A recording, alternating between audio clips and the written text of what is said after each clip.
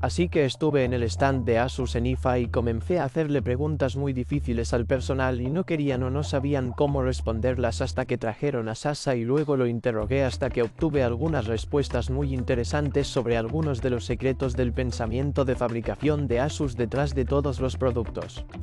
¿Por qué están haciendo esto de esa manera? ¿Y por qué no hacen ciertas cosas así y ahora las voy a compartir con ustedes?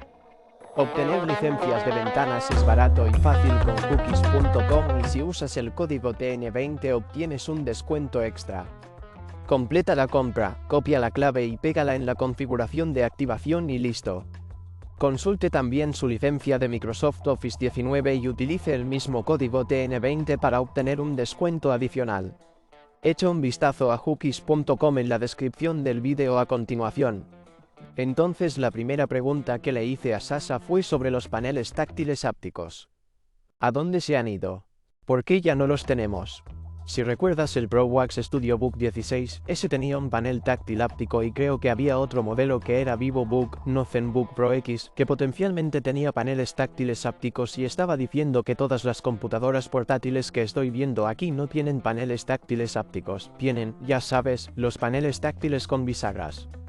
Que no son tan sensibles ni responden tan bien como algunos de los trackpads que hemos visto de Apple, por ejemplo. Y la respuesta es muy interesante. La razón número uno por la que no hay tecnología áptica en muchas computadoras portátiles es porque Asus quiere hacerlas más delgadas.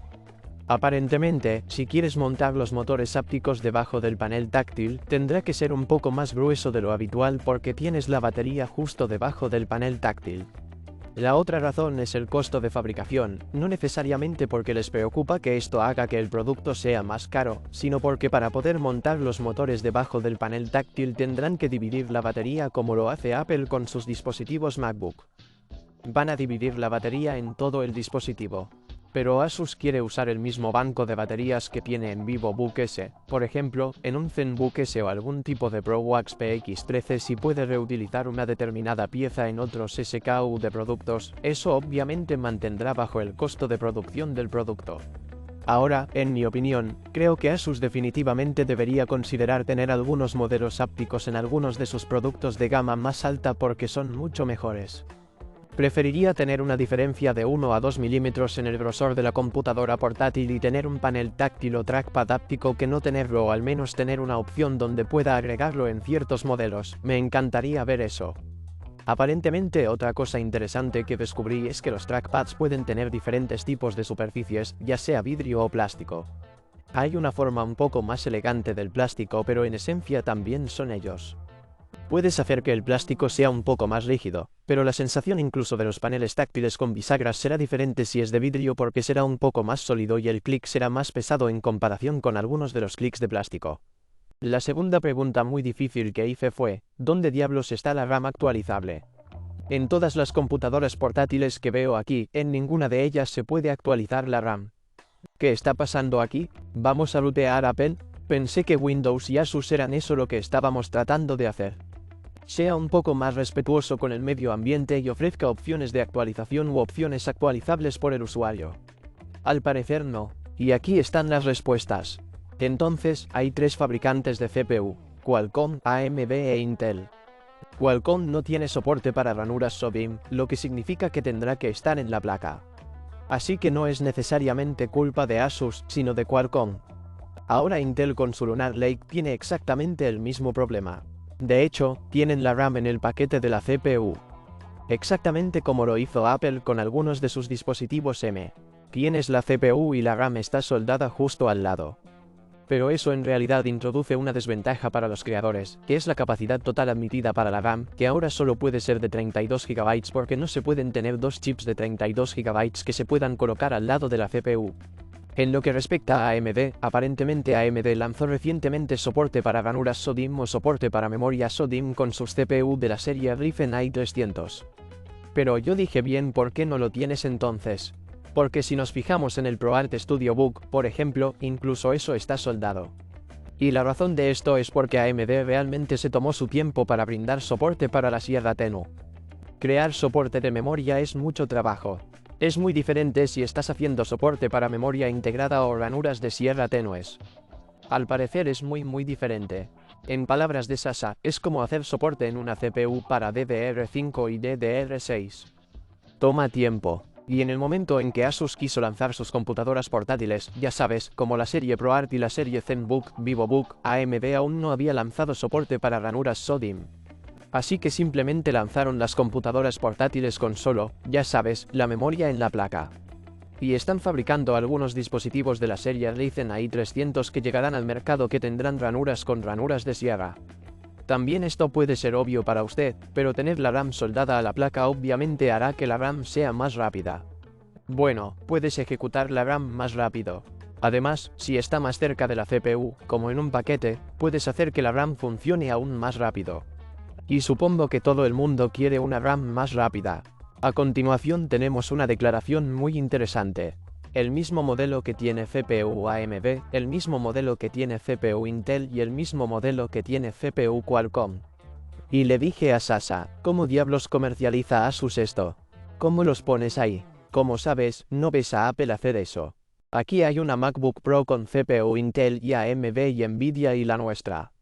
¿Por qué harían eso? ¿Cómo? ¿Por qué? Aparentemente la respuesta a eso es que a Asus le gusta ofrecer un catálogo de productos para que las regiones locales puedan elegir y luego escoger el producto que les guste más.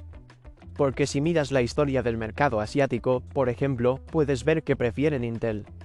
Y si vas allí con la plataforma AMD, aparentemente incluso cuando ofrece un precio más bajo o un producto incluso mejor, todavía no es tan bien recibido como un dispositivo Intel. E incluso con AMD, por ejemplo, los dispositivos Intel también serán compatibles. Pero entonces ya sabes que en el mercado de América del Norte o Europa, realmente pueden elegir si quieren un dispositivo Qualcomm, AMD o Intel. Entonces Asus proporciona las opciones y luego las regiones locales eligen entre ellas. A continuación se trata de los teclados. Ahora todos los teclados son iguales. Los mismos interruptores son iguales pero se sienten diferentes. ¿Por qué se sienten diferentes? ¿Cómo es esto posible? ¿Qué está sucediendo? Aparentemente, la mayor diferencia que hace que los teclados se sientan diferentes es la flexión del chasis. Todos los diferentes chasis tienen algún tipo de flexión, ya sea más o menos, o lo que hay debajo. ¿Cómo se siente el enfriamiento allí? ¿Cómo están unidos entre sí? Y eso hace que el teclado se sienta diferente y te brinde la mejor o la peor sensación. A algunas personas les gusta muy duro. A algunas personas les gustan un poco más esponjosas. Algunos viajes muy duros como un teclado mecánico y demás. Pero aparentemente la flexión del chasis es uno de los mayores contribuyentes a esto. Y lo interesante es que ahora tenemos algunas computadoras portátiles de Asus que tienen teclados extraíbles como el ZenBook Duo y el PZ13 de ProArt que tienen teclados desmontables. Ahora tenemos algunos descubrimientos interesantes. Cuando colocas el teclado en una superficie diferente, incluso cuando lo tienes sobre la mesa, por ejemplo, colocarlo sobre la alfombrilla del mouse te brindará una experiencia de escritura muy diferente en el ZenBook Duo, por ejemplo, que simplemente tenerlo directamente sobre una mesa dura o tenerlo sobre tu regazo o tenerlo sobre una superficie diferente. Si te gusta, simplemente elige la superficie sobre la que lo colocas y podrás tener un teclado con una sensación diferente. Interesante. Duración de la batería. Les pregunté cuál de estos dispositivos tiene la mejor duración de batería. Y aparentemente es el dispositivo del que probablemente nunca has oído hablar. La mejor duración de batería que tiene Asus no la tiene la CPU Qualcomm. No tiene la CPU AMD Ryzen. En realidad es la nueva CPU Intel Lunar Lake, que se encuentra en el Asus X, el dispositivo MacBook P5. Este tiene la batería más grande y también tiene una tecnología muy inteligente para hacer que esta CPU funcione por más tiempo. Hay algunas métricas locas de duración de batería de 27 horas que puedes ver allí. Lo cual es una locura. Así que eso no fue una sorpresa para mí. Y la última pregunta era sobre los cargadores. Hay tantos cargadores diferentes que tiene Asus. 240W, 200W, 100W, 65W, USB tipo C, conector cilíndrico y luego un nuevo conector que Asus ha inventado. ¿Por qué estás reinventando la rueda? ¿Por qué no hacen que todas las computadoras portátiles tengan carga USB-C? Porque hay cargadores USB-C de 240W en el mercado. Pero aparentemente la respuesta no es tan sencilla. Cuando tienes un cargador USB-C hay mucha pérdida de energía en el cargador. Porque el USB-C nunca estuvo pensado para ser un cargador. Fue un diseño de transferencia de datos, pero el suministro de energía fue una característica posterior, si eso tiene sentido. En realidad, proporciona un 20% menos de energía al dispositivo, lo que significa que hay una gran pérdida de potencia y todavía no estamos obteniendo el rendimiento completo que quieren darle al portátil. En segundo lugar, el enchufe de alimentación frente al nuevo enchufe de alimentación inventado por Asus, que es reversible pero un poco más delgado, un poco diferente. La razón por la que ahora están quitando el enchufe de alimentación de los dispositivos futuros es porque así pueden hacer que los dispositivos sean más delgados y el nuevo enchufe ocupa menos espacio, lo que hace que la computadora portátil sea más delgada. Me gusta eso. Además, el nuevo enchufe aún puede suministrar más de 240 W de potencia y sigue siendo muy eficiente energéticamente. La otra pregunta que dije es por qué no hacen un bloque de alimentación que tenga un cable USB-C desmontable para que pueda reutilizarse en otros dispositivos o sea un poco más portátil. Esto se debe a que es más barato fabricar estos dispositivos y si se empieza a ofrecer un dispositivo que pueda tener un cable USB-C extraíble.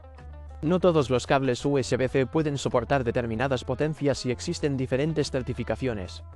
Pero para hacerlo más sencillo simplemente use el bloque de alimentación incluido y listo. Aunque me encantaría ver esta zona reinventada al máximo. Por favor, hagan algún tipo de cargador unificado que sea el mismo que pueda ofrecer suministro de energía. Y entrega de datos. Sé que a veces ocupas el puerto USB-C, pero oye, si eres realmente inteligente, puedes encontrar una forma de agregar un enchufe de alimentación que tenga USB-C pasado, por ejemplo. De esta manera, en realidad no estás quitando el puerto de la computadora portátil, sino que simplemente estás cargando la computadora portátil y aún tienes USB-C. Si tuvieras la oportunidad de hacerle preguntas muy difíciles a Asus, ¿cuáles serían? Me encantaría saber de usted.